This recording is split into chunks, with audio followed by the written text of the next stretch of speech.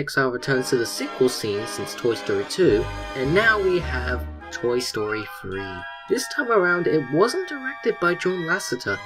Instead, it was directed by the longtime co-director at Pixar, Lee Unkrich, marking it as the first time Lee as a lead director, which was a big step up for him. 11 years after Toy Story 2, Andy is getting ready to go off to college, and the toys want one last playtime before he goes. But plans fail, and they prepare to go into the attic. Andy puts the toys into a bag, apart from Woody, who goes into the box for Andy to take to college.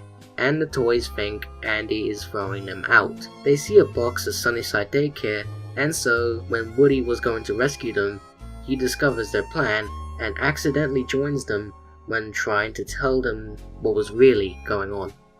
They make it to the daycare and they meet all the toys there, and the leader, Lotso Hugging Bear, played by Ned Bealey. Lotso gets a Ken doll to give a tour of the daycare and shows them where they'll be staying. All the toys want to stay, but Woody wants to leave, so they go their separate ways. Woody ends up with a girl named Bonnie and meets her toys and thinks how to get back to Andy, while the toys have a bad time at the daycare and want to leave, so it's an adventure of getting the toys out of the daycare and back to Andy before he leaves for college.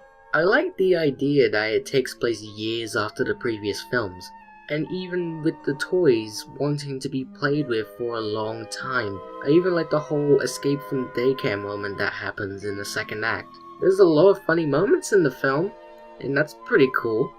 Me saying these good points must mean I think this is the best Toy Story film, right? No. Don't get me wrong, this is an amazing movie, but I feel like Toy Story 2 is a better movie. Toy Story 3 is better than the first one. I guess that's something. Some of the complaints I have, well, some moments in the film feel like the second film. Characters like Ham, Mr. Potato Head, are like how they were in the first film, where they don't believe what Woody is telling them what really happened. I mean, they don't throw him out or show a picture of him being hanged, so that's something, I guess. Even Jessie joins in, and they mainly just say that Andy is all grown up.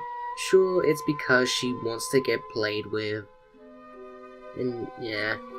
Buzz isn't so bad as he kinda believes Woody, but still wants to be at the daycare, and then he gets switched into demo mode where he thinks he's a space ranger again, and then speaks in Spanish. It is funny. Then there's the daycare toys.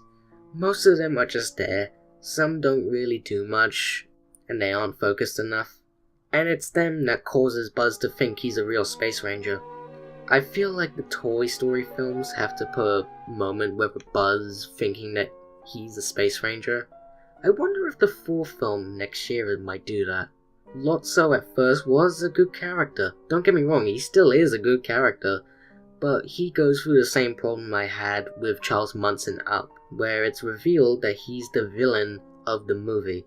If you watch my Up video, you'll know my issue, as it comes up here too. I think Stinky Pete is a better villain. Bonnie is fine. She's like how Andy was in the first two films, which is decent. Andy has a bit of focus. He's way older, and I think he has the most development since he has to think about giving up the toys or what to do with them, and what to do with both Woody and Buzz, if he wants to sell them, take them to college, or put them in the attic. And then there's Bonnie's toys, and they are the best characters in this movie. They help Woody out when being with Bonnie to find a way back to Andy and telling him the truth about Lotso. So there is characters that are redeemable to me. I will say the original characters from the previous films did learn their lesson afterwards, which is good, but I felt like they should have known at the beginning. Some of the moments are pretty funny, like I mentioned before, the Buzz going into Spanish mode, or when we're at Bonnie's house, which is pretty fun. One thing I'll say is better than the previous films is of course the animation. They had to redo all the characters and they look even better here. Even the locations look incredible. This is the best looking film so far, and I'm betting the fourth film will look even better. Randy Newman returns as the composer, and like the animation, the music is even better here. We even had a new song from him, and it's a great song, We Belong Together. I love the music in this trilogy, and they get better in each film. Hopefully Toy Story 4 does the same thing.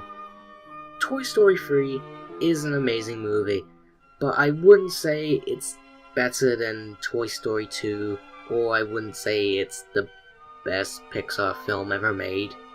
But it is better than the first Toy Story. It's also better than Cars, A Bug's Life, Ratatouille, and Finding Nemo, but not better than Monsters Inc., or Up, or WALL-E, or The Incredibles, and like I said before, Toy Story 2.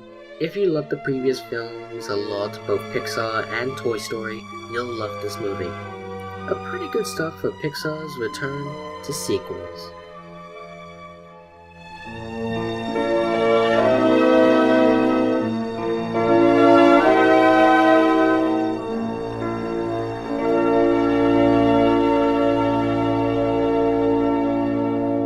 By the way, if you're wondering, yes, I did cry to the ending.